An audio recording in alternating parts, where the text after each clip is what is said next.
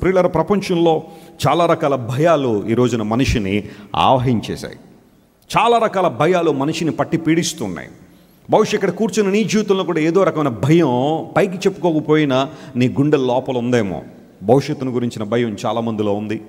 యవన బిడ్డలకు చాలామంది మా భవిష్యత్తు ఎలా ఉండబోతుంది, మా వివాహాలు ఎలా జరగబోతాయి, మా ఉద్యోగాలు ఏంటి, మేము ఎక్కడ స్థిరపడబోతున్నాం, నేను వెళ్ళే ఇల్లు ఎలా ఉంటుంది, అక్కడ మా అత్తమామలు ఎలా ఉంటారు, లేదా కుటుంబం ఎలా ఉంటుందన్న భయాలు కొంతమందిలో.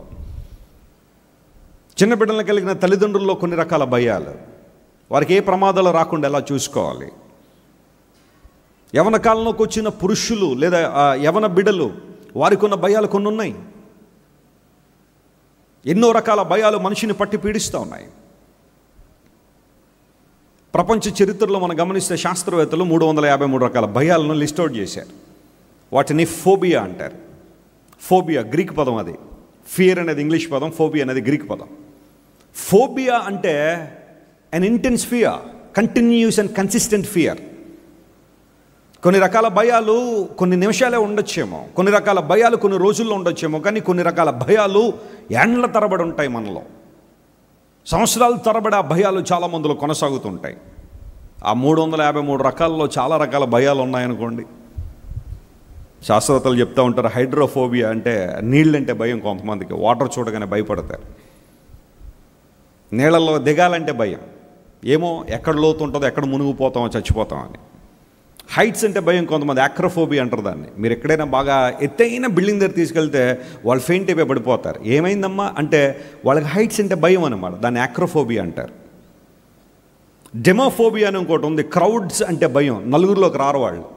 ఓ 10 మంది ఉన్నారంటే వాళ్ళ మధ్యలోకి వెళ్ళాలంటే భయం వాళ్ళకి. అక్కడ ఎలా మెలగాలో ఎలా మాట్లాడాలో తెలియక వారు ఎప్పుడు కూడా ఒంటరిగా ఉంటారు. వాళ్ళు మనుషులతో కలవరు.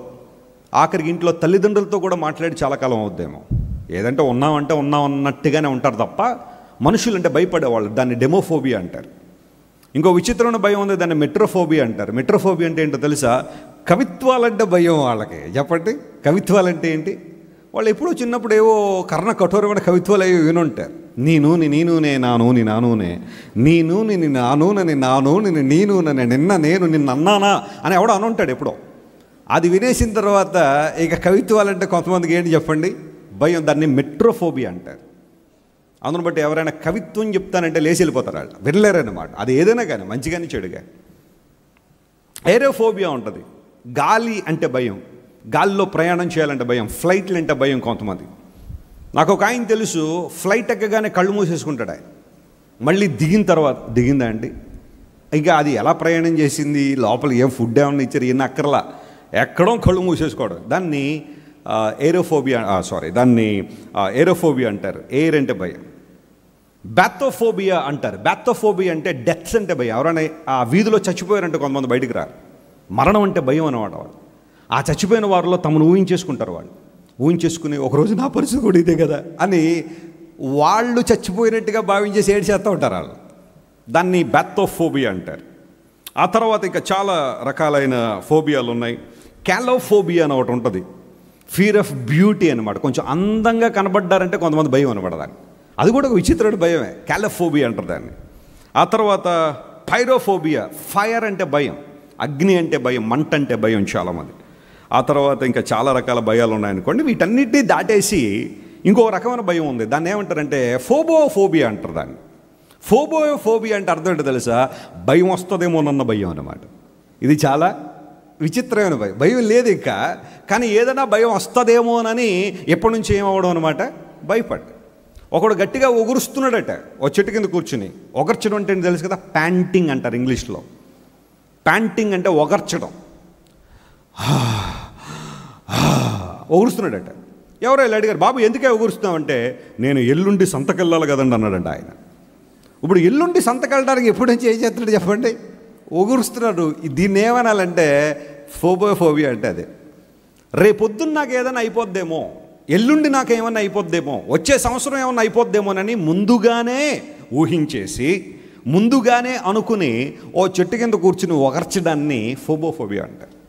ఇలాంటి భయాలు చాలా ప్రపంచంలో ఉన్నాయి. నేనేవో కొన్ని మాత్రమే ఉదాహరించాను, కానీ 353 రకాల భయాలు మనిషిని పట్టి పీడిస్తూ ఉంటే ద ఫ్యాక్ట్ ఈస్, దేవుని లేఖనం సెలవిస్తున్న మాట, భయపడవద్దు భయపడవద్దు అనే మాట ప్రత్యక్షంగా కానీ పరోక్షంగా కానీ బైబిల్లో సుమారుగా 365 సార్లు రాయబడింది. గట్టిగా చప్పట్లు కొట్టి ప్రభునామమున మహిమపరచు. దిగులు పడద్దు, భయపడొద్దు, నిబ్బరముగా ఉండు అనే ఆ పదాలు, అంటే ఎగ్జాక్ట్గా భయపడద్దు అనే పదమే 360 సార్లు ఉందని నేను అంటలేదు, కానీ ఆ అర్థం ఇచ్చే మాటలు, ఆ అర్థాన్ని ఇచ్చే ఆ పదం బైబిల్లో 365 సార్లు మనం చూస్తాం. అంటే ప్రతిరోజు నీకు దేవునికి ఒక ఫోన్ కనుకుంటే, ఆ ఫోన్ కాల్లో ప్రతిరోజు మీరు మాట్లాడుకునే అలవాటు మీకుంటే, ఫస్ట్ వర్డ్ దేవుని దగ్గర నుండి మీరు పొందే ఒక అభయం ఏంటో తెలుసా, ఒక వాగ్దానం ఏంటో తెలుసా? My child, do not fear, don't be afraid. నువ్వు నిర్భయంగా నివసించాలని నేను ఆశిస్తున్నాను. నీకోసం సిలువలో మరణించిన కారణం కూడా అదే. ఏ పాపం అయితే మనిషిని భయకంపిత వాతావరణంలో తీసుకెళ్ళిపోయిందో, ఏ పాపం అయితే మనిషిని అన్ని విషయాల్లో నలగొట్టి కలవరము ఆందోళన తీసుకొచ్చిందో, ఆ పాపము నుండి విడుదల నీకు ఇచ్చి భయరహిత జీవితం నువ్వు జీవించాలనే నీకోసం నేను సిలువలో మరణించాను. Whenever you see the cross of loving Christ Jesus, యేసుక్రీస్తు ప్రభువుకి సిలువను చూసిన ప్రతిసారి ఆయన నీకు బదులుగా సిలువలో మరణించాడు. ఎందుకోసం తెలుసా? నువ్వు భయంలో బ్రతకాలని కాదు, నువ్వు గిల్ట్లో బ్రతకాలని కాదు, నువ్వు ఆందోళనలో బ్రతకాలని కాదు. ఆయన నీకోసం సిలువలో మరణించినది నీ పాపాన్ని తుడిచి, నీ పాపాన్ని కడిగి, నిన్ను నన్ను నిర్భయులుగా జీవించాలనే దేవునికి ఆలోచన. ఇశ్రాయేలు నిర్భయముగా నివసిస్తాడు. ఈరోజు మనం నివసించే స్థలం ఏంటి? ఏ పరిస్థితుల్లో మనం నివసిస్తున్నాం? సర్వసాధారణంగా అందరికీ ఆధార్ కార్డులు ఉన్నాయండి. ఎవరికైనా లేవా ఆధార్ కార్డులు? అందరికీ ఉన్నాయి కదా. ఆధార్ కార్డుల్లో మన పేరు ఉంటుంది, ఆ తర్వాత మన ఫోటో ఉంటుంది. ఆధార్ కార్డులో ఫోటో చూసుకుని మురిసిపోయే వాళ్ళు ఎవరైనా ఉంటారా? ఎవరో మురిసిపోరు. త్వరగా పెట్టే, లోపల పెట్టే, చూడలేకపోతాం అంటారు. ఎందుకంటే ఫోటోలు అలా తీస్తారు. ఆధార్ కార్డుల్లో ఫోటోలు కొన్ని విచిత్రంగా ఉంటాయి. ఎవరికైనా మీకు ఎప్పుడైనా బాగా అందంగా ఉన్నానండి, ఈ రోజుల్లో బాగా అందం ఎక్కువైపోతుంది నాకు అని ఎవరైనా అనుకుంటే ఒకసారి ఆధార్ కార్డు చూసేసుకోండి. చచ్చిపోద్ది ఆ ఫీలింగ్, మళ్ళీ బతకదు ఇంకా లైఫ్ లాంగ్. దేవుడు అందుకనే ఆధార్ కార్డులు ఇంట్రడ్యూస్ చేశాడు, ప్రభుత్వాలను ప్రేరేపించి. కొంతమందికి ఆ ఫీలింగ్ ఎక్కువైపోద్ది ఈ రోజుల్లో. నేను బాగా అందంగా ఉన్నాను, బాగా చక్కగా ఉన్నానంటే ఒకసారి చూసుకుని నువ్వు ఎంత అందంగా ఉన్నావు తెలిసిపోద్ది ఆధార్ కార్డులో. రేపొద్దున మీ పిల్లలకు చూపితే మమ్మీ ఎవరో అని అడుగుతారు వాళ్ళు. ఆధార్ కార్డుల్లో ఫోటోతో పాటు, ఫోన్తో పాటు మనకు ఒక రెసిడెన్షియల్ అడ్రస్ ఉంటుంది, మన చిరునామా ఉంటుంది. పాస్పోర్ట్లో మన చిరునామా ఉంటుంది. పాన్ కార్డులో ఒకవేళ ఆ కార్డులో ప్రింట్ కాకపోయినా ఆ పాన్ కార్డ్ రిజిస్ట్రేషన్ టైంలో మన అడ్రస్ ఇవ్వాలి. ప్రతి చోట మన చిరునామా అడుగుతూ ఉంటారు. నేను చాలా దేశాలు తిరుగుతూ ఉంటాను, మీలో చాలామంది తెలుసు, దేవుని కుటుంబం అనేక ప్రాంతాలు వెళ్తున్నప్పుడు కొన్ని దేశాలు ఇమిగ్రేషన్ ఫామ్స్ ఉంటాయి. మనం ఫ్లైట్ దిగ్గానే ఆ ఇమిగ్రేషన్ కౌంటర్ దగ్గరికి వెళ్ళేటప్పుడు ఒక ఫామ్ ఫిల్ చేయాలి. అందులో మన పేరు, మన యొక్క పాస్పోర్ట్ నెంబర్, ఎక్స్పైరీ డేట్ అంటే పాస్పోర్ట్ ఎక్స్పైరీ డేట్, ఆ తర్వాత అడ్రస్, ఇండియాలో ఎక్కడ ఉంటాం, ఆ దేశంలో ఇప్పుడు ఎక్కడ ఉండబోతున్నాం, హోటల్ అయితే హోటల్, లేదంటే మన ప్రియులు ఎవరైనా అక్కడ ఉంటే వాళ్ళ అడ్రస్, వాళ్ళ ఫోన్ నెంబరు, వాళ్ళ ఈమెయిల్, ఇవన్నీ క్లియర్గా దానిలో మెన్షన్ చేస్తేనే మనల్ని ఆ దేశంలోకి రానిస్తారు. మనకు అడ్రస్లు ఇలాంటివి ఏమి లేవండి అంటే ఆయన అంటాడు మీకు ఒక అడ్రస్ ఇస్తాం మేమంటారు. ఏంటది అంటే ఆ దేశంలో జైల్లో పెట్టేస్తారు తీసుకెళ్ళి. అడ్రస్ అనేది అందరికీ ఉంటుంది, చిరునామా అందరికీ ఉంటుంది. బైబిల్ సెలవిస్తూ ఉంది, ఇశ్రాయేలు ఒక చిరునామాలో ఉన్నాడు, ఒక అడ్రస్లో ఉన్నాడు, నివసిస్తున్నాడు అక్కడ. ఆ అడ్రస్ ఏంటంటే నిర్భయమైన ప్రాంతంలో నివసిస్తున్నాడు. ఈరోజు నా ప్రశ్న, నీ నివాసం ఎక్కడ? Wear do you dwell? ఎక్కడ నివసిస్తున్నావు అని ఆలోచన చేస్తే, అక్కడ నివసించును అన్న మాటకు హిబ్రూలో షఖాన్ అనే పదం వాడారు. షఖాన్ అనే మాటకు ఇన్హాబిటెన్స్ అని అర్థం, లేదా డ్వెల్లింగ్ ప్లేస్ అని అర్థం, లేదా లాడ్జింగ్ అని అర్థం, లేదా అబాయిడింగ్ అని అర్థం. ఇలాంటి అర్థాలన్నీ కూడా షఖాన్ అనే హిబ్రూ పదానికి ఇంగ్లీష్లో అర్థాలు మనం చూస్తాం. లాడ్జింగ్, అబాయిడింగ్, ఇన్హాబిటెన్స్, డ్వెల్లింగ్ ప్లేస్, ఈ పదాలని అర్థం. ఇశ్రాయేలు నిర్భయంగా ఉన్న స్థలంలో నివసిస్తున్నాడు. ఈరోజు నా నివాసం ఎక్కడ మనం నివసిస్తున్నాం? బహుశా ఆ ప్రశ్న అడగగానే కొంతమంది మేము రాజమండ్రిలో ఉంటున్నామండి, మేము విజయవాడలో ఉంటున్నామండి, మేము వైజాగ్లో ఉంటున్నామండి, హైదరాబాద్లో ఉంటున్నామండి. రకరకాల ప్రాంతాలను బట్టి కొంతమంది గర్వపడే వాళ్ళు కూడా ఉండొచ్చు, లేదా ఆ ప్రాంతాలను బట్టి ప్రైడ్ తీసుకునే వాళ్ళు కూడా చాలామంది ఉండొచ్చు. న్యూయార్క్లో మెన్హాటన్ అనే ఒక ప్లేస్ ఉంటుంది, most expensive place in the world. ప్రపంచంలో అత్యంత ఖరీదైన ప్రాంతం అంటే ఏదైనా ఉంది అంటే న్యూయార్క్లో మెన్హాటన్ అనే సిటీ. అందులో ఒక చిన్న ఫ్లాట్, ఒక్క బెడ్రూమ్ కలిగిన ఫ్లాట్ కొనాలంటే కొన్ని కోట్ల రూపాయలు వెచ్చించాలి, కొన్ని కోట్ల రూపాయలే. కానీ ప్రజలు పోటీలు పడి అక్కడ కొనుక్కుంటారు. కారణం ఏంటంటే, ఎవరైనా ఆఫీస్ ఉందనుకోండి, ఫర్ ఎగ్జాంపుల్ మీరు ఏదైనా ఒక బిజినెస్ స్టార్ట్ చేస్తే మీ ఆఫీస్ మెన్హాటన్లో కనుక ఉంది అంటే ఇంకా ఒక అద్భుతం అన్నమాట అది. మా ఆఫీస్ మెన్హాటన్లో ఉందని చెప్పుకోవడానికే గర్వపడతారు. ఆ ఏరియా అలాంటిది. ఆ ప్రాంతాల్లో ఉండడానికి చాలామంది ఇష్టపడుతూ ఉంటారు. American former president Donald Trump గారికి మెన్హాటన్లో చాలా బిల్డింగ్స్ ఉన్నాయి, పెద్ద పెద్ద బిల్డింగ్స్ ఉన్నాయి. వాటిని ట్రంప్ టవర్స్ అంటారు వాటిని. మళ్ళీ ఆయన ఇప్పుడు ఎలక్షన్స్లో మళ్ళీ పోటీ చేస్తున్నాడు. మీరు చూస్తున్నారు, దట్స్ ఆల్ మెన్హాటన్ ప్రపంచంలో ద మోస్ట్ ఎక్స్పెన్సివ్ ప్లేస్. అక్కడ నివసించాలన్నా, అక్కడ ఉండాలన్నా చిన్న చిన్న వాళ్ళకి సాధ్యమయ్యే పని అయితే కాదు. ఇలా ప్రపంచంలో చాలా ప్లేసులు, చాలా ప్రాంతాలు అనేకమైనవి ఉన్నాయి. ప్రైమ్ ఏరియాస్, ప్రైమ్ లొకేషన్స్లో ఆ ప్లేసుల్లో నివసించడం అంటే ప్రజలకు చాలా ఇష్టం. హైదరాబాద్ని మనం తీసుకుంటే బంజారా హిల్స్, జూబ్లీ హిల్స్ కావచ్చు, ఇప్పుడు మాదాపూర్, కొండాపూర్, ఆ ప్రాంతాలన్నీ కూడా, కొల్లాపూర్, ఇవన్నీ కూడా చూస్తూ ఉంటే అసలు ల్యాండ్ అంతా కూడా ఎంత విపరీతంగా పెరిగిపోయి అక్కడ నివసించడమే గొప్ప ప్రైడ్గా భావించే వాళ్ళు చాలామంది ప్రపంచంలో ఉన్నారే. కానీ దేవుడు మనల్ని ఎక్కడ నివసించమంటున్నాడు? ఈ భూలోకంలో ఎంత ఖరీదైన ప్రాంతంలో నువ్వు ఉండుండొచ్చు, ఈ భూలోకంలో ఎంత ఖరీదైన ఏరియాలను బ్రతుకుండొచ్చు, కానీ ఆధ్యాత్మికంగా మనం ఎక్కడుండాలి? ఎక్కడుంటే మనకు సురక్షితమైన అనుభవాలు ఉన్నాయి? ఎక్కడుంటే మనం దేవుని యొక్క ఉన్నతమైన ఆశీర్వాదాలు పొందుకుంటాం? ఎక్కడ నివసిస్తే మన జీవితంలో ఆశీర్వాదం ఉంది? ఈరోజు నేను ఈ విషయం మీద కొన్ని విషయాల్లో లేఖనాల నుంచి మీతో మాట్లాడి నా సందేశాన్ని ముగింపులో తీసుకొస్తాను. మొదటి అంశం దగ్గరికి వద్దాం. చూడండి, మనము ఎక్కడ నివసించాలి అన్న ప్రశ్న వేసుకుంటే లేఖనాల నుంచి కొన్ని విషయాలు మీతో మాట్లాడి నా సందేశాన్ని ముగింపులో తీసుకొస్తాను. చూడండి, దేవుని లేఖనంలో ఆదికాండం దగ్గరికి మనం వస్తే, ఆదికాండంలో ఒక చక్కని మాటను పరిశుద్ధాత్మ దేవుడు అక్కడ రాయించారు. ఆ మాటను జాగ్రత్తగా మనం పరిశీలించేద్దాం. ఆదికాండము 10వ అధ్యాయము మొదటి వచనం చదవండి ఒకసారి. ఆదికాండము 10వ అధ్యాయం మొదటి వచనం చదువుతున్నాం. ఇతడు నోవహు కుమారులకు షేము, హాము, యాపేతు అను వారి వంశావళి. జలప్రళయము తరువాత ఆదికాండం 10వ అధ్యాయం మొదటి వచనంలో ఇది నోవహు యొక్క బిడ్డల గురించి రాయబడింది కదా. ముగ్గురు పేర్లు అక్కడ ప్రస్తావించబడ్డాయి. చెప్పండి, ఆ ఆర్డర్ మనం చూసాం కదా: షేము, హాము, యాపెతు. ఇప్పుడు ఆ పై అధ్యాయంలో, అంటే ఆదికాండం 9వ అధ్యాయంలో 27వ వచనం చదవండి ఈసారి. దేవుడు, ఆదికాండం 9వ అధ్యాయం 27వ వచనం, దేవుడు యాపెతును విశాలపరచును. అతడు ఎందుకు అతడు విశాలపరచబడతాడు అంటే, అతడు షేము గుడారములలో నివసించును. చాలు. యాపెతు ఎక్కడ నివసిస్తున్నాడట? వెనకన్న వాళ్ళు చెప్పండి, మీకు అర్థం వినబడుతుందా? నా మాటలన్నీ వినబడుతున్నాయి? గట్టిగా చెప్పండి. యాపెతు ఎక్కడ నివసిస్తున్నాడు? షేము గుడారములో నివసించాడు. యాపెతు అనే మాటకు ఎక్స్పాన్షన్, విశాలత అని అర్థం. నిజంగా అతడు విశాలపరచబడతాడు. కారణం ఏంటి అంటే, యాపెతు షేము గుడారములో నివసించాడు. షేమ్ అంటే తన సహోదరుడే. అయితే ఇక్కడ ఆధ్యాత్మిక సత్యం ఏంటంటే, జాగ్రత్తగా గమనించండి, బైబిల్లో రాయబడిన ప్రతి మాటకు ఒక మంచి అర్థం మనకు కనబడుతుంది.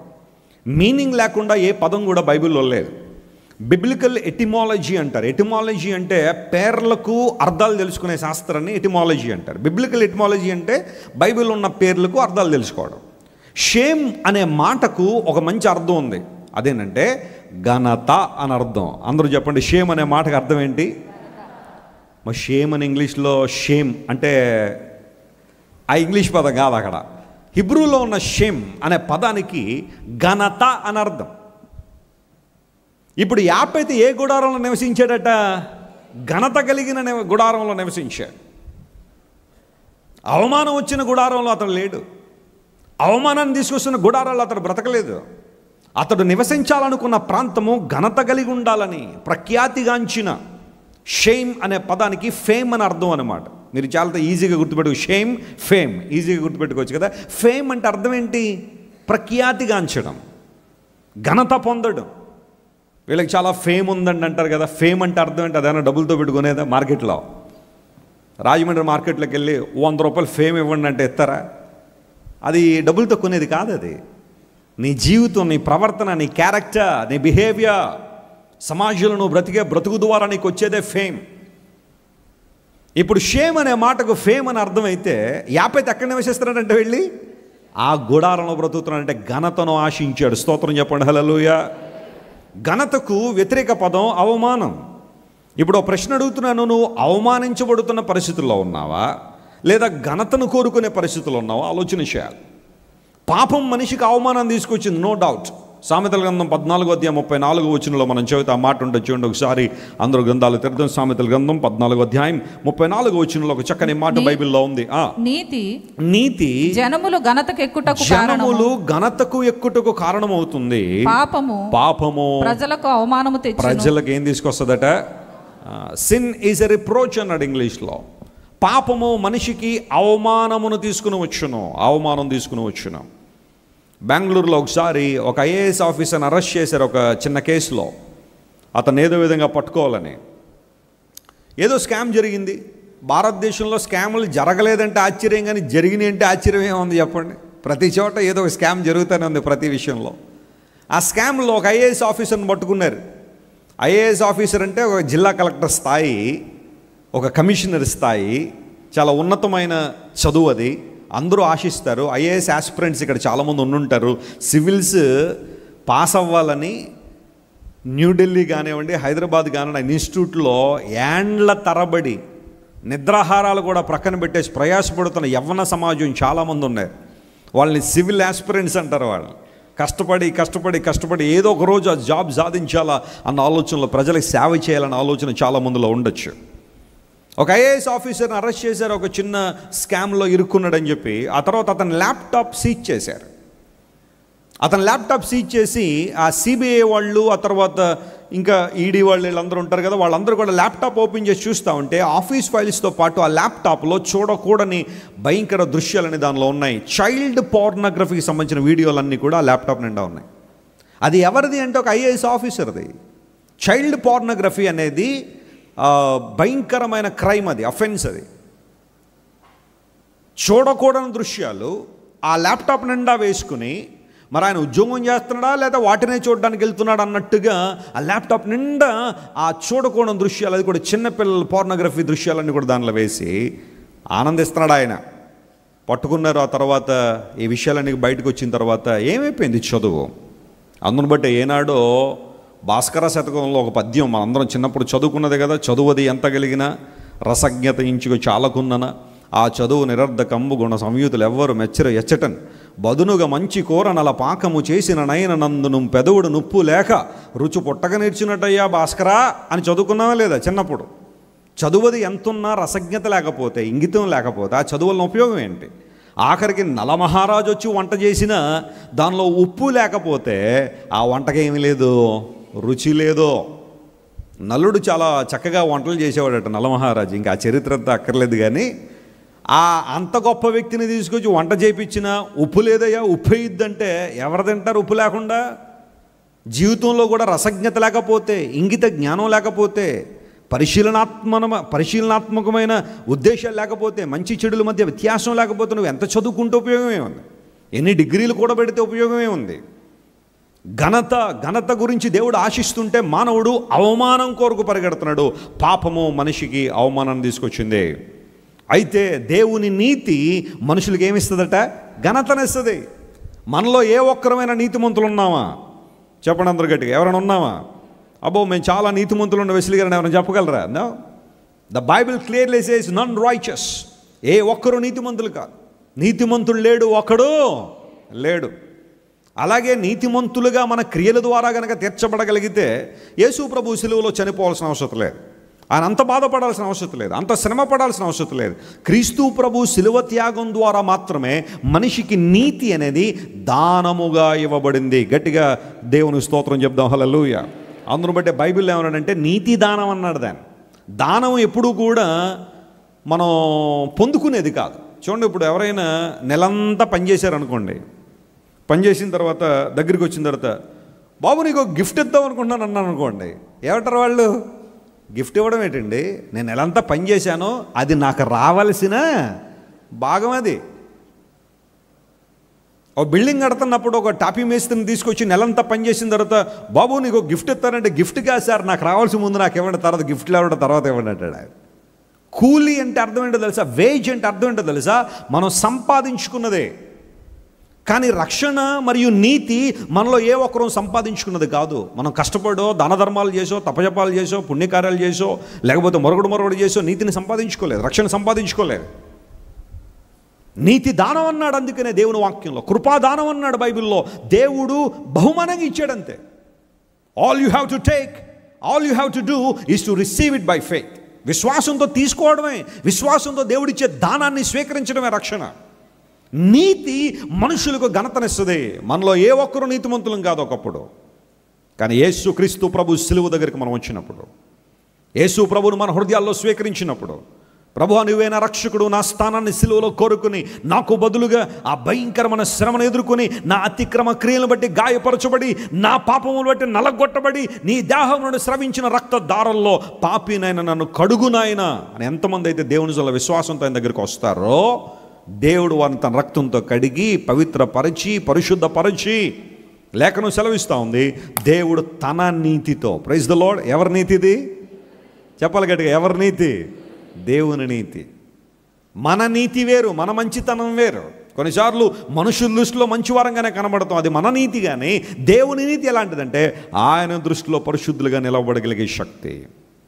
నీతి మనుషులకు ఘనతనిస్తుంది, కానీ పాపం మనిషికి అవమానం తీసుకొచ్చేస్తుంది.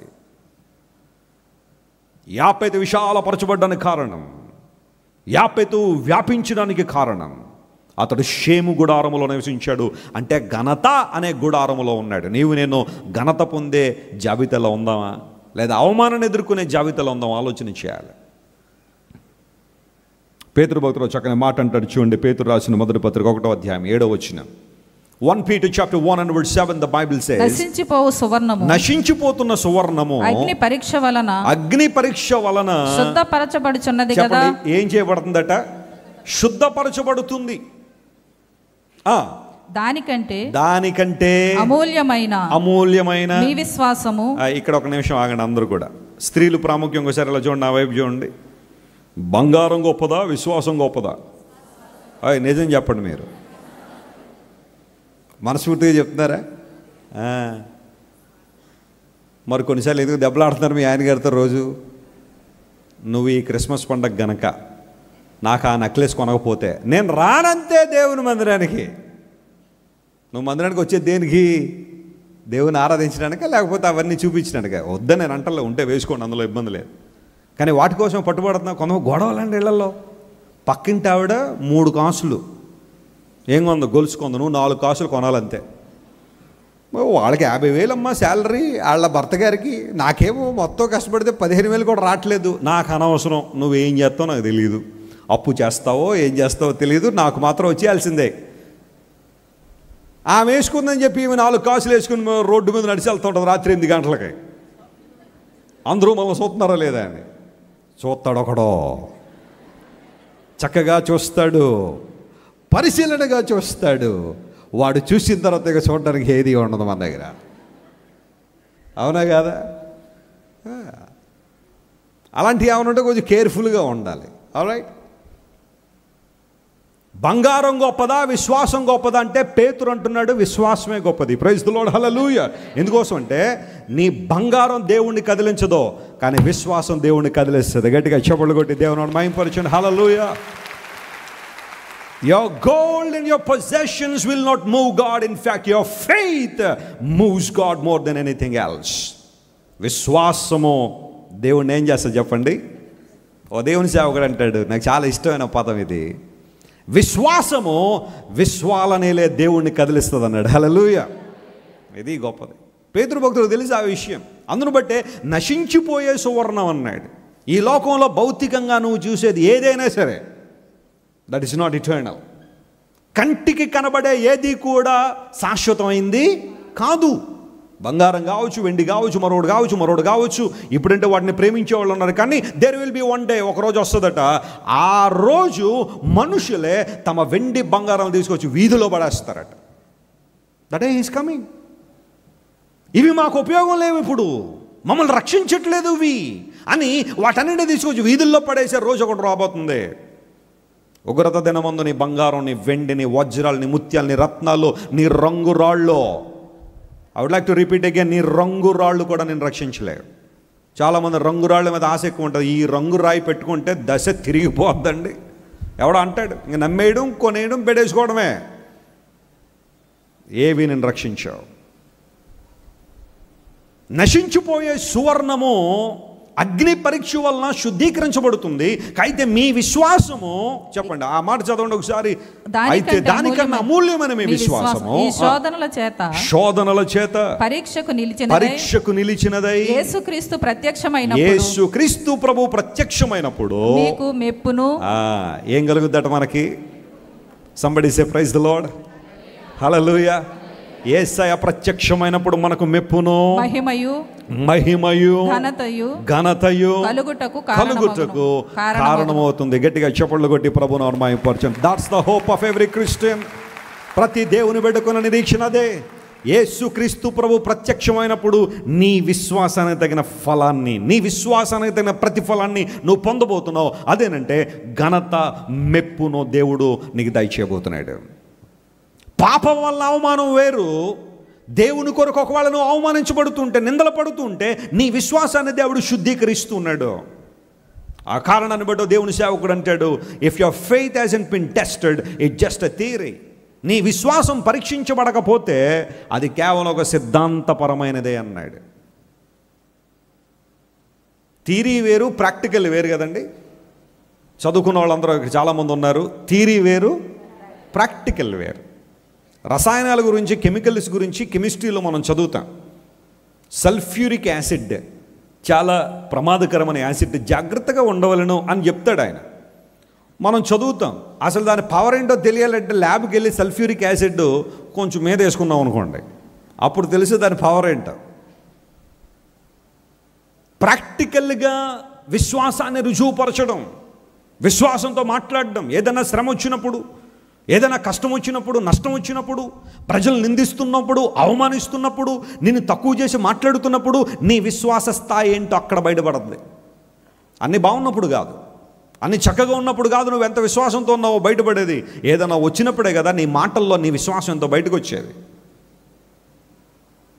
చాలామంది క్రైస్తవులకి జీవిత విధానం ఎలా ఉందంటే, అన్నీ బాగున్నంతసేపు God is good all the time అంటారు. కానీ ఏదైనా అవగానే దేవుడు నన్ను మర్చిపోయాడండి, వెస్లీ గారు, దేవుడు నన్ను విడిచిపెట్టేశాడండి, ఆయన నన్ను పట్టించుకోవట్లేదండి, నేను తప్ప ఆయనకు అందరికీ ఇష్టమేనండి, కానీ నేనంటే ఏంటో దేవునికి ఇష్టం లేదండి అన్నట్టుగా మాట్లాడే పరిస్థితులు కొన్నిసార్లు నీ జీవితంలో రావచ్చు. కానీ at that particular moment keep your faith. నీ విశ్వాసాన్ని మెరుగుపట్టు. అక్కడే మరింత విశ్వాసంతో మాట్లాడు. మన చర్చ్లో లోకా గారు అనే ఒక ఆయన ఉండేవారు. ఈరోజు ఇప్పుడు మన అసోసియేట్ పాస్టర్ గారు చెల్లె ప్రసాద్ గారి యొక్క తండ్రి గారు. ఆయన జీవితం ఇంకా ఆల్మోస్ట్ ప్రతిసారి ఏదో ఒక కష్టం ఆయన జీవితంలోకి రావడమే. సైకిల్ మీద వస్తుండేవారు. పేపర్ మిల్ దగ్గర నుండి సైకిల్ మీద రావడం అంటే అది చాలా కష్టమైన ప్రయాణమే. కానీ ప్రతిరోజు మీటింగ్ ఉన్నా లేకపోయినా వచ్చి కనబడి వెళ్ళేవారు. ఆయనకి ఏదన్నా కొనుక్కుంటే, ఇంట్లో మామిడి పళ్ళు కొనుక్కుంటూ 2 పళ్ళు తీసుకొచ్చేవాడు. ఏది ఉంటే అది దేవుని సేవకులకు ఇవ్వాలనే ఆశ ఆయనకున్న దానిలోనే. ప్రతి సాయంకాలం డ్యూటీ అయిపోవడం, సైకిల్ ఎక్కేసి దేవుని మందిరానికి రావడం, మాతో కలిసి మాట్లాడడం, దైవజనులు ఎవరుంటే వాళ్ళతో కాసేపు మాట్లాడడం. మేము ఎవరూ లేవనుకోండి, చర్చిలో కాసేపు పాటలు పాడుకుని వెళ్ళిపోవడం. ఎన్నోసార్లు సైకిల్ మీద నుండి పడిపోయి కాళ్ళు యాక్సిడెంట్లు అవుతున్నా ఆయన ఆపేవారు కాదు ఎవరు కూడా. కొంచెం మరలా సర్దుకోగానే మళ్ళీ సైకిల్ దుక్కుని వచ్చేస్తుండేవాడు ఆయన. కష్టం మీద కష్టం, ఇబ్బంది మీద ఇబ్బంది వస్తున్నప్పుడు ఆయన చేసిన పని ఒకటే, ఎప్పుడు పాటలు పాడుతుండేవాడు ఆయన. లోక గారు బహుశా మీలో కొంతమందికి తెలిసి ఉండొచ్చు. ఆయన ఒకసారి ఆ ఇల్లు కాలిపోయింది, మొత్తం ఇల్లు కాలిపోయి అన్నీ పోయినాయి మొత్తం. మన వాళ్ళందరూ కూడా ఒకసారి పరామర్శిద్దామని చెప్పి ఆయన దగ్గరికి వెళ్ళి, లోక గారు ధైర్యంగా ఉండంటే, నేను ధైర్యంగా ఉన్నా, మీరు ధైర్యంగా ఉండన్నాడు ఆయన. మీరేం కంగారు పడకండి, నేను ధైర్యంగానే ఉన్నాను. నా దేవుడు ఈరోజు నాకు పోయిందని అనుకుంటున్నానేమో, కానీ నాకు అంతకన్నా డబ్బులు ఇస్తాడు ఆయన. దేవుడు నా మన స్తోత్రం కలుగును గాక. ఆయన నన్ను జ్ఞాపకం వదిలిపెట్టాడు. ఆయన చూసినప్పుడల్లా ఆయనకి ఏదైనా కష్టం వస్తే వెళ్ళేవాళ్ళు ప్రిపేర్డ్గా వెళ్ళాలన్నమాట ఒక ప్రసంగం వినడానికి. మీరు నన్ను చూసి జాలి పడుతున్నారేమో, నా కష్టాన్ని చూసి, నన్ను చూసి ఎవరు జాలి పడాల్సిన అవసరంలా. దేవుడు నాతో ఉన్నాడు, పర్వాలేదు, ఏ కష్టమైనా నేను తట్టుకుంటానో. ఆయన నాకు ధైర్యం ఇచ్చాడు, బలం ఇచ్చాడు. వాళ్ళ అబ్బాయిని, పాస్టర్ చెల్లె ప్రసాద్ గారిని చిన్నప్పుడు తాగపోతే కొట్టేవాడట ఆయన. అరే నువ్వు తాగపోతే ఎలాగరా, మన వంశం పరువు నిలబెట్టాలరా అని చెప్పి చిన్నప్పుడే తాగడం నేర్పించాడు ఆ అబ్బాయికి. కానీ ఈరోజు దేవుడు పాస్టర్ ప్రసాద్ గారిని రక్షించి తన సేవకునిగా నిలబెట్టుకున్నాడు. దేవుడు నా మన స్తోత్రం కలుగునుగాక. ఇప్పుడు వాడు ఆ ప్రసాద్ గారి కుమారుడు కూడా మన పరిచర్యలను సేవ చేస్తున్నాడు. కెమెరా క్రూలో చాలా చక్కని పరిచర్య చేస్తున్నాడు. ఎందుకు ఈ మాట చెబుతున్నాను తెలుసా? కష్టాలు వచ్చినట్టు కృంగిపోతున్నావా? శ్రమలు వచ్చినట్టు అధైర్యపడిపోతున్నావా? నాకే వచ్చేస్తాయండి వెసిలి గారు ఇవన్నీ అనే ఆ భావం నీలో ఉందా? దేవుడు నీ విశ్వాసాన్ని ఏం చేస్తున్నాడు? ఆయన మెరుగుపెడుతున్నాడు, ఆయన షార్ప్ చేస్తున్నాడు, ఆయన పదునుగా నేను మారుస్తున్నాడు. విశ్వాసంలో నశించిపోయే సువర్ణము అగ్ని పరీక్ష వలన శుద్ధీకరించబడుతున్నప్పుడు దానికన్నా వెళ్ళిపోతున్నావు. ఇక మీ పని పాట ఏముండదా? వాక్యం ప్రార్థన తప్ప ఇంకేం మీకు తెలియదా? లోకం అంటే ఏంటో తెలియదా? ఏంటి పరిస్థితులు, మీరు ఎలా బాగుపడతారు, ఎలా పైకి వస్తారని భవిష్యత్తు చాలామంది నిందిస్తూ ఉంటే కృంగిపోయే పరిస్థితిలో ఉన్నావా? నమ్మో ప్రియ దేవుని బిడ్డ, దేవుడు నీతోనే మాట్లాడుతున్నాడు. నా యేసయ్య ప్రత్యక్షమైనప్పుడు ఆయన తెచ్చే మెప్పు, ఆయన తెచ్చే ఘనత లోకంలో ఏ ఒక్కరూ ఇవ్వలేరు. ఓ మాటలో చెప్పాలంటే ఒక నోబెల్ ప్రైజ్ కన్నా చాలా గొప్ప ఘనత దేవుడు మనకి ఇస్తాడు. గట్టిగా చప్పట్లు కొట్టి ప్రభునామమును మహిమపరచండి. యాపైతే విశాలపరచబడడానికి కారణం అతడు ఎక్కడున్నాడట? షేము గుడారములో ఉన్నాడు. షేము అనగా అర్థం ఏంటి? ఘనత. ఘనత ఉన్న ప్రాంతంలో మనం ఉన్నప్పుడు దేవుడు మన విశాలపరుస్తాడు. రెండో మాట దగ్గరికి వద్దాం. Numbers chapter 24 and verse 7. Numbers chapter 24 and verse 7. సంఖ్యాకాండము 24వ అధ్యాయం 7వ వచనం తీయండి. అందరూ త్వరగా బైబిల్ తీయండి. సంఖ్యాకాండము 24వ అధ్యాయము 7వ వచనం మనం చదివితే ఈ మాట అక్కడ ఉంది. నీళ్లు అతని బొక్కెల నుండి కారును, అతని బొక్కెనల నుండి కారును, అతని సంతతి బహు జలముల యొద్ద. ఆ మాట అండర్లైన్ చేసుకోండి. అతని సంతతి ఎక్కడ నివసిస్తారట? బహుజలముల దగ్గర నివసిస్తారు. అతని రాజు అగగు కంటే గొప్పవాడగును. అగగు అనే రాజు కన్నా గొప్పవారు అవుతారు. అతని రాజ్యము అధికమగును. స్తోత్రం చెప్దాం ఒకసారి. బిలాము అనబడే ప్రవక్త ఉన్నాడు. He was a non Jewish prophet. బిలాము దగ్గరికి బాలాక్ అనే రాజు వచ్చాడు. మోయాబు రాజు వచ్చి అన్నాడు, బాబు ఇశ్రాయేలు ప్రజలు మన ప్రాంతం గుండా వెళ్ళాలని ప్లాన్ చేస్తున్నారు. వాళ్ళు కనుక వెళ్ళారంటే ఇంకా మనకు మిగిలేది ఏమి ఉండదు. అందును బట్టి నువ్వు వాళ్ళని శపించేయాలన్నాడు. శాపం ప్రకటించు అన్నాడు. బిలాము మొదట హెసిటేట్ చేశాడు, కానీ డబ్బు మూట చూడగానే బిలాము గారి మనసు ఏమైపోయింది చెప్పండి? కర్పూరంలా కరిగిపోయింది. డబ్బు మూట కొంతమందిలో మార్పులు తీసుకొస్తుంది, విలువలను ప్రక్కన పెట్టేస్తుంది, బంధాలను చెడగొట్టేస్తుంది. ఇంకా అన్నని లేదు, అక్కని లేదు, తల్లిని లేదు, చెల్లెని లేదు. భయంకర గొడవలు, గందరగోళం రావడానికి ఈ రోజుల్లో కారణాలు డబ్బు మూటలే. డబ్బు ఎక్కడ ఉండాలి అక్కడే ఉండాలి, కానీ దాన్ని తీసుకొచ్చి నెత్తి మీద పెట్టుకుంటే మాత్రం సమస్యలు వస్తాయి. అందరూ వింటున్నారా జాగ్రత్తగా? డబ్బు ఎక్కడ ఉండాలో అక్కడే ఉండాలి. ఎక్కడ ఉండాలి? బీరువాలో ఉండాలండి. తెలుసా ఆ విషయం?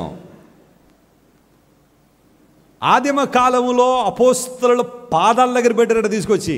చెప్పండి, ఏం తీసుకొచ్చి? డబ్బు తీసుకొచ్చి. డబ్బు ఎప్పుడు ఎక్కడ ఉండాలా? పాదాల దగ్గర ఉండాలి. అంతేగాని నెత్తి మీద పెట్టేసుకోకూడదు. దాన్ని నెత్తి మీద పెట్టుకున్నామంటే బంధాలు పోయినట్టే. ఈరోజు ఎంతమంది కుటుంబాలు విచ్ఛిన్నం అయిపోలేదండి? ప్రేమగా పెరిగిన అన్నదమ్ముల మధ్య కలహాలు తీసుకొచ్చిన డబ్బు కాదా? ప్రేమగా పెరిగిన అక్కచెండ్రుల మధ్య కలహాలు తీసుకొచ్చిన డబ్బు కాదా? 2 వారాల క్రితం మీరు న్యూస్ పేపర్ మీరు చదువుంటే, ఓ ప్రాంతంలో ఒక తల్లి చచ్చిపోయింది. వృద్ధాప్యం వచ్చి చచ్చిపోతే 4 కూతుళ్ళు దహన సంస్కారాలు చేయనివ్వట్లేదట. ఈమెను కాల్చడానికి లేదు, లేదా ఆ శ్మశానాన్ని తీసుకెళ్ళడానికి వీలు లేదు. ఏంటమ్మా అంటే ఆస్తి గొడవలు తేలాలి. ఆవిడకున్న ఆస్తి ఎంత, మా 4 కూతుళ్ళకి ఎంతెంత వస్తుంది, ఇది తేలితేనే కానీ ఆమెను కాల్చడానికి వీలు లేదని అలా పెట్టుకుని కూర్చుంటే 1 రోజు అయిపోయింది, 2 రోజులు అయిపోయింది, గొడవ దగ్గరట్లేదు. శవాన్ని దగ్గర పెట్టుకుని గొడవలు ఆడుకుని ఆ తల్లి శవానికి కనీసం ఆ చివరిలో జరిగే దహన సంస్కారాలు కూడా చేయనివ్వలేదు. ఆ అక్క చెల్లెండ్రులు మరి వాళ్ళకి ఏ బహుమానం ఇవ్వాలనేది నాకేం అర్థం అవ్వట్లేదు. ఏమైపోయినండి విలువలు, బంధాలు ఏమైపోయినాయి? మాట్లాడుకునే సమయం అది. డబ్బు మూటలు తీసుకొచ్చే కష్టాలు చాలామంది జీవితాల్లో ఉన్నాయి. దేవుని బిడ్డలారా వినండి, డబ్బు ఉండొద్దని నేను అంటలేదు. అందరికీ డబ్బు అవసరమే, కానీ అది ఎక్కడ ఉండాలో అక్కడే ఉంచండి. డబ్బును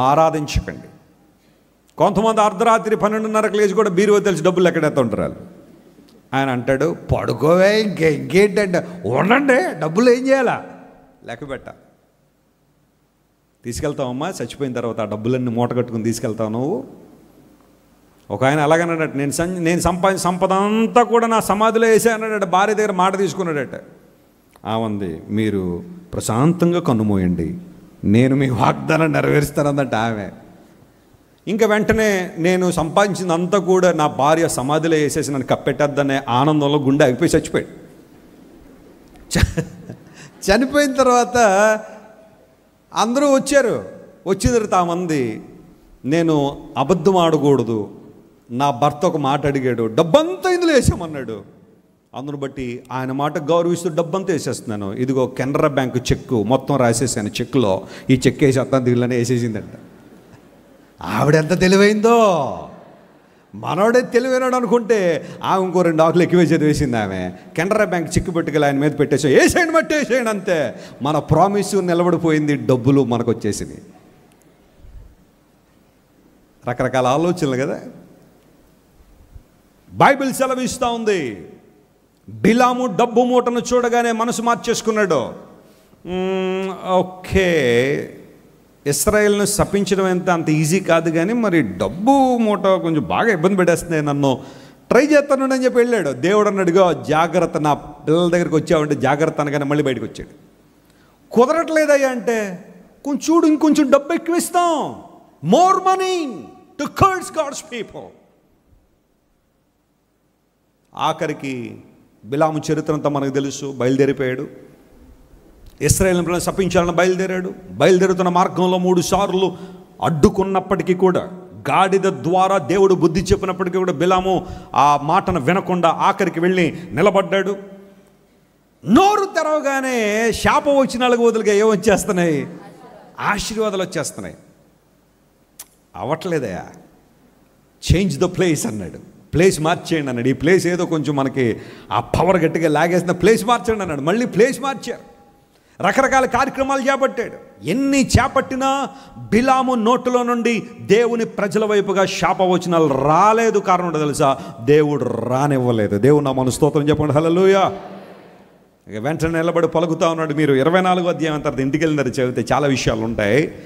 అతడు మాట్లాడే మాటలన్నీ కూడా బాలాకు చాలా ఇబ్బంది అనిపించింది. నేను పిలిచింది దేనికి, నువ్వు చేస్తున్న పనేంటి? దేవుడు ప్రతి శాపమును తన ప్రజల పక్షంగా ఆశీర్వాదకరంగా మార్చాడు. నమ్మిన వారు గట్టిగా చప్పట్లు కొట్టి దేవుని అన్మాయపరచండి. This is what the plan of God. ప్రజలు బహుశా నిన్ను ఇంటిమిడేట్ చేయాలని, ప్రజలు బహుశా నిందించాలని, నేను తక్కువ చేసి మాట్లాడాలని, నిన్ను శపించాలని, నువ్వు పనికి మాలిన వాడవని, పనికి మాలిన దానవని, లోకంలో ఎందుకు పని చేయని దానవని, నీ జన్మ లాంటిదని, నీ జీవితం అలాంటిదని, నీ జాతి అలాంటిదని, నీ కులం అలాంటిదని ప్రజలు నిన్ను ఎంతగా నిందించాలని ప్రయత్నం చేసినా, లేఖనం సెలవిస్తూ ఉంది, నీ దేవుడు వాటి మధ్య ఒక ఫిల్టర్ వేస్తున్నాడు. ఆ ఫిల్టర్ యొక్క మహత్యం ఏంటో తెలుసా? ప్రతి శాపవచనం బయటకు వచ్చేసరికి ఎలా వచ్చేస్తుంది? ఆశీర్వాదకరంగా. ప్రైజ్ ది లార్డ్, హల్లెలూయా. బిలాము పలకడం ప్రారంభించాడు. ఇశ్రాయేలు గురించి మాట్లాడుతున్నాడు. అతని బొక్కెనల నుండి, కొన్ని ఇంగ్లీష్ పదాలు బాగా తెలుసు కానీ తెలుగు పదాలు తెలియదు కదా మనకి. బొక్కెనలు అంటే బకెట్లు అని అర్థం. బకెట్ అంటే తెలుసు కదా మనందరికీ. బకెట్కి తెలుగు పదమే బొక్కెనలు. ఇప్పుడు రేపు పొద్దున్న ఎవరైనా నీళ్ళు కావాలంటే బొక్కెనతో కొంచెం నీళ్ళు పట్టరా, బకెట్కి తెలుగు పదం అనమాట. ఓకే, అతని బొక్కెనల నుండి నీళ్ళు ఏమవుతున్నాయి? కారుతున్నాయి. ఓవర్ఫ్లోయింగ్, నిండుగా ఉంది. 23వ కీర్తనలో కీర్తనకారుడు అంటే, నా గిన్నె నిండి ఏమవుతుంది? పొర్లుతుంది అన్నాడు కదా. అదే భావం ఇక్కడ, బొక్కెనల నుండి నీళ్లు కారడం అంటే. Overflowing blessings. అంత మాత్రం కాకుండా అక్కడ మాట్లాడిన మాట, అతని సంతానము బహు జలముల యొద్ద ఏం చేస్తారు? వాళ్ళు నివసిస్తారు. జలముల యొద్ద నివసించే అనుభవం, జలముల యొద్ద బ్రతికే అనుభవం. ఈ మాటల్లో చాలా విషయాలను ఇంకా చెప్పాలంటే ఎన్నో విషయాలు మనం చెప్పుకోవచ్చు. యాకోబు కొడుకుల్లో కుమారుడు పేరు జెబూలూను. యాకోబుకి లేయక పుట్టిన వాళ్ళలో చివరివాడు. జెబూలూన్ అనే మాటకు డ్వెల్లింగ్ ప్లేస్ అని అర్థమైతే, అతని గురించి ఉన్న ప్రాఫెసీ ఏమిస్తాడంటే, జెబూలూను ఓడలకు రేవుగా ఉంటాడు అన్నాడు. నీటి ప్రక్కన నివసిస్తాడు, సముద్రం ప్రక్కన ఉంటాడు. జెబూలూను ఓడలకు రేవుగా ఉంటాడు. He shall be have enough ships అనే మాట జబూలూను గురించి రాస్తారు. ఎగ్జాక్ట్గా యాకోబు ఆ సంగతి పలికిన 200 సంవత్సరాల తర్వాత యెహోషువ ఇశ్రాయేలు ప్రజలందరినీ కూడా ఇశ్రాయేల్ దేశంలో తీసుకొచ్చిన తర్వాత చీట్లు వేస్తే ఎగ్జాక్ట్గా జబూలూనుకి తీర ప్రాంతం వస్తుంది, సముద్ర ప్రాంతమే. జలముల వద్ద నివసించే జీవితం, జలముల వద్ద నివసించే ఆ బ్రతుకు. బైబిల్ పరిభాషలో జలములు లేదా నీళ్లు 2 ప్రాముఖ్యమైన అంశాలకు సాదృశ్యం. ఒకటి, నీరు దేవుని వాక్యానికి సాదృశ్యం. వాక్యం అనే ఉదక స్నానము చేత అన్నాడా లేదా బైబిల్లో? ఎఫెసీయులకు రాసిన పత్రిక 5వ అధ్యాయం 22 నుంచి 33 మధ్యలో ఆ భాగాన్ని చదివితే 27వ వచనంలో వాక్యం అనే ఉదక స్నానం అన్నాడు. ఉదకం అంటే ఏంటి చెప్పండి? నీళ్లు. ఉదక బిందువులు అంటే నీళ్లు. దయచేసి కొంచెం బొక్కెనలో ఉదక బిందువులు ఇవ్వము అంటే బకెట్లో నీళ్ళు ఇవ్వండి అని అర్థం అనమాట. ఉదక బిందువులు అంటే అర్థం ఏంటంటే వాటర్. దేవుడు ఉదక స్నానము చేత మనల్ని ఏం చేస్తున్నాడట? ఆయన పవిత్రపరుస్తున్నాడు. Imagine this picture. whenever you are sitting in God's presence while hearing God's word, God is cleansing you. He is washing you with His word. దేవుని వాక్యాన్ని వింటున్న మనందరం కూడా దేవుని వాక్యాన్ని వినడానికి వచ్చిన ప్రతిసారి వాక్యము మనల్ని ఏం చేస్తా చెప్పండి? శుద్ధీకరిస్తూ ఉంది. The word of God is cleansing us and making us like Jesus. క్రీస్తు ప్రభు వలె మనం మార్చబడినట్లుగా, మన స్వరూపం మార్చబడినట్లుగా దేవుని వాక్యం మనకు సహకరిస్తూ ఉంది. బహు జలముల యొద్ద వారి సంతానం నివసిస్తారంటే అర్థం ఏంటో తెలుసా? వాక్య తీరంలో, వాక్యము దగ్గర ప్రజలు నివసిస్తారు. దుష్టుల ఆలోచన చొప్పున నడవక, చెప్పాలి, అందరూ చెప్పాలి, పాపుల మార్గం నిలవక, అపహాసకులు కూర్చుండే చోటు కూర్చుండక, యెహోవా ధర్మశాస్త్రమందు ఆనందించుచు దివారాత్రము దాన్ని ధ్యానించువాడు ధన్యుడు. అతడు నీటి కాలువ యోరన నాటబడినదై ఆకు వాడక తన కాలమందు ఫలమిచ్చు చెట్టు వలె ఉంటాడు. Praise the lord. ఎక్కడ నాటబడ్డాడట? నీటి కాలువల యోరన నాటబడినవాడు. ఎడారిలో చెట్లు ఉంటాయి, వాటి విధానాలు ఎలా ఉంటాయి? నీటి కాలువల దగ్గర నాటబడిన చెట్ల విధానం ఎలా ఉంటుందో ఆలోచించేయాలి. నేను ఒక 10 days బ్యాక్ నేను ఆఫ్రికాలో కొన్ని దేశాల్లో తిరగడానికి ప్రభు సహాయం చేశారు. మీలో చాలామంది తెలుసు. అందులో ఉగాండా అనే దేశం వెళ్ళాం. ఉగాండా, మొరాకో నుంచి కసబ్లంకా అనే క్యాపిటల్ సిటీ, అక్కడ నుంచి ఫ్లైట్ తీసుకుని ఉగాండా వచ్చాం. It was a long journey. ఈజిప్ట్లో ఒక 2 గంటలు ఆగి మళ్ళీ ఇంకో ఫ్లైట్ తీసుకుని ఉగాండా వచ్చాం. ఉగాండా క్యాపిటల్ సిటీ కంపాలాలో మేము దిగిన తర్వాత ఆ ఉగాండాలో అక్కడ నుంచి కొంచెం లోపలికి వెళ్ళాం, ఇంటీరియర్ ప్లేస్లకి వెళ్ళాం. ఆఫ్రికాలో టిపికల్ ఆఫ్రికన్ కంట్రీ. అక్కడికి వెళ్ళిన తర్వాత నైలు నది దగ్గరికి తీసుకెళ్లారు మమ్మల్ని. నైలు నది ప్రపంచంలో అత్యంత పొడవైన నది, longest river in the world. 6 దేశాలను కలుపుతుంది ఒక నది. 6 countries ఆ నదిని కనెక్ట్ అయి ఉంటాయి. ఆ నది ఆ ప్రాంతానికి మమ్మల్ని తీసుకెళ్ళినప్పుడు ఆ నది ఇరుపక్కల ఆ చెట్లు కావచ్చు, ఆ చెట్ల సంపద చూస్తూ ఉంటే ఎంత ఆనందం అనిపించి, ఎంత సంతోషం. పచ్చని చెట్లన్నీ చూస్తూ ఉంటే ఆ నది నుండి వస్తున్న నీళ్ళు. ఎక్కడైనా చూడండి, ఒక నది ఉన్న చోట, నది చుట్టూ ఉన్న ప్రాంతాలన్నీ కూడా చక్కని పంటలు పండుతాయి. నాసిక్లో ప్రారంభించబడిన ఒక చిన్న వాగు అలా ప్రయాణం చేసుకుంటూ వచ్చేసరికి రాజమండ్రి వచ్చేసరికి 4 కిలోమీటర్లు అవుతుంది. ఈ వాటర్ అంతా కూడా బంగాళాఖాతంలో పడిపోతూ ఉంటే సర్ ఆర్థర్ కాటన్ అనబడే ఒక చక్కని వ్యక్తి, బ్రిటిష్ దేశానికి సంబంధించిన ఆయన, ఇంగ్లాండ్ దేశానికి సంబంధించిన ఆయన చూసిన తర్వాత మన రాజమండ్రి దగ్గరలోనే ఒక బ్యారేజ్ కట్టాడు ఆయన. ఆ బ్యారేజ్ కట్టడంలో ఆయన ఎంతో ప్రయాసపడ్డాడు. ఆయన దర్శనం ఏంటి అంటే, ఇంత వాటర్, ఇంత చక్కని నీళ్లు, మధురమైన ఈ నీళ్ళన్నీ కూడా సముద్రంలో పోతున్నాయి. ఇవి గనక మనం ఒక బ్యారేజ్ కట్టి, ఒక ఆనకట్ట కట్టి, ఆ వాటర్ని కనుక చక్కగా కెనాల్స్ దూరంలో అనేక మందికి అందించగలిగితే ఎంతమంది రైతులు బాగుపడతారు. ఈరోజు తూర్పు పశ్చిమ గోదావరి జిల్లాల్లో అద్భుతమైన పంటలు పండుతున్నాయంటే సర్ ఆర్థర్ కాటన్ అనే ఒక క్రైస్తవుని యొక్క గొప్ప పరిచర్య. గట్టిగా చప్పట్లు కొట్టి దేవుని నామమున మహిమపరచండి. సర్ ఆర్థర్ కాటన్ అనే ఒక దేవుని బిడ్డ, ఒక క్రైస్తవుడు, ఆయన చేసిన గొప్ప పరిచర్య. కొన్ని సందర్భాల్లో బ్రిటిష్ వారిని ఇంక అన్ని విషయాల్లో తప్పులు పట్టేసి వాళ్ళు దోసుకెళ్ళిపోయారనే ఆ మాటలు ఎక్కువగా ఈ రోజుల్లో మనం వింటున్నాం. ఒకవేళ అఫ్కోర్స్ కొంతమంది ఆ రాజకీయ దురుద్దేశాలకు వెళ్ళిన వారు భారతదేశాన్ని దోచుకున్నారనడంలో తప్పేమీ లేదు, కానీ అందరూ అలా ఉన్నారని అనడానికి లేదు. చాలామంది దేశానికి ప్రయోజనకరంగా ఉన్నారు, అనేక మందికి దీవెనకరంగా ఉన్నారు. సర్ ఆర్థర్ కాటన్ ఆ నీటినన్నింటినీ కూడా కాలువలు చేసి ఈ రోజున అనేక ప్రాంతాలకు ఇస్తున్న ఎంత చక్కగా పంటలు పండుతున్నాయి. వనరులు ఉపయోగించుకోవడం, నీటి కాలువల యోర నాటబడిన చెట్లు ఏ విధంగా ఫలిస్తున్నాయో దేవుని బిడ్డలు కూడా అలా ఫలించాలి. యాకోబు గురించి బిలాము ప్రవచిస్తూ అన్నాడు, అతని బొక్కెనల నుంచి నీళ్లు కారుతున్నాయి అనగా సమృద్ధిని అనుభవిస్తాడు.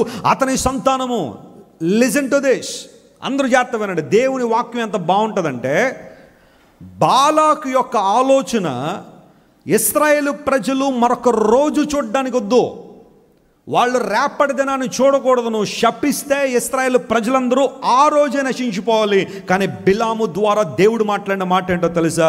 నువ్వు ఈ రోజు గురించి ఆలోచన చేస్తున్నావేమో, నేను నీ భవిష్యత్తు కోసం ఆలోచన చేస్తాను. నీ సంతానం కూడా బహుజలముల యొద్ద నివసిస్తాయి. గట్టిగా చప్పట్లు కొట్టి దేవుని మహిమపరచండి.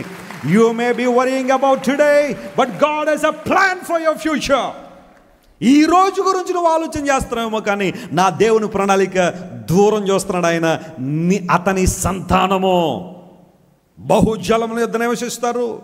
బహుశా ఈరోజు మీరు అరణ్యంలో నడిచే మార్గంలో మీరు ఉన్నారేమో. You may be wandering in the wilderness now, but one day I will take you to the promised land where you are going to enjoy all my pleasures and blessings.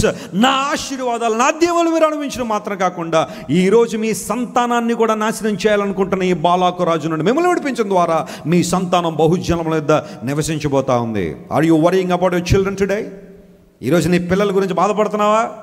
నీ పిల్లల గురించి ఏడుస్తున్నావా? ప్రియ తల్లిదండ్రులారా, నీ బిడ్డల భవిష్యత్తు ఏంటని చెప్పి కంగారు పడిపోతున్నావా? అధైర్యపడిపోతున్నావా? దేవుడు మాట్లాడుతున్నాడు, నీ సంతానం, నీ భక్తి, నీ విశ్వాస జీవితం ద్వారా వారు బహు జలముల యొద్ద నివసించబోతున్నారు. నీరు దేవుని వాక్యానికి, నీరు పరిశుద్ధాత్మకు బైబిల్లో సాదృశ్యం అయితే, పరిశుద్ధాత్మ సంరక్షణలో దేవుని వాక్యము దగ్గర వారు నివసిస్తారు. అంతకన్నా ఆశీర్వాదం మరొకటి ఏదైనా ఉందా?